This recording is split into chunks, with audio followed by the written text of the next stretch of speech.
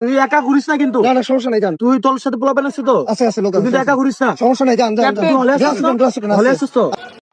ও, হাসনাত আব্দুল্লাহর ভয় লাগতেছে নাকি ভাই?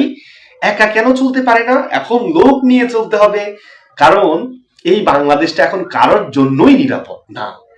তোমরা শেখ হাসিনাকে জুলাই আন্দোলনের সময় স্বৈরাচার বলে আরো অকাত্য ভাষায় গালাগালি করেছো, কিন্তু সেই শেখ হাসিনার সময় তোমরা এতটা অনিরাপদ মনে করো নাই নিজেদেরকে। আজকে ইউনূসের শাসনে তোমরা যতটা অনিরাপদ মনে করো, কারণ কি জানো? কারণ এই জঙ্গি নেতা ইউনূস ক্ষমতায় এসেই অনেক জঙ্গিদেরকে জামিনে মুক্তি দিয়েছে, তোমরা জঙ্গিদেরকে জেল থেকে বের করে দিচ্ছ।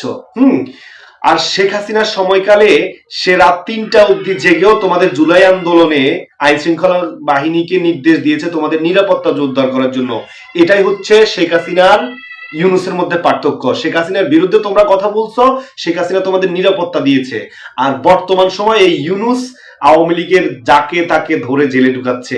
আজকের বাংলাদেশ চুরি, ছিনতাই, হত্যা, গুম খুন, লুটপাট, চাঁদাবাজি, ধর্ষণবাজি, নারীদের নিরাপত্তা নাই, ব্যবসার নিরাপত্তা নাই, সম্পত্তির নিরাপত্তা নাই, কারণ নিরাপত্তা নাই। আজকে বাংলাদেশের মানুষ সন্ধ্যা 7টার পরে বের হতে চায় না, কারণ বাংলাদেশের আইন শৃঙ্খলার চরম অবনতি হয়েছে।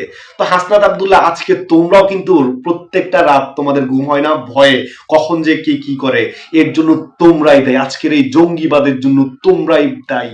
তো যাই হোক, শেখ হাসিনা কি ছিল তোমরা বুঝলা না, বাংলাদেশের জনগণ আজকে হারে হারে বুঝতেছে, আরো বুঝবে। আমি বলেছিলাম না শেখ হাসিনা কি ছিল, একদিন বুঝবেন, হারে হারে বুঝবেন। এখন বুঝতেছেন না? যাই হোক, সবাই ভালো থাকবেন। আসসালামু আলাইকুম।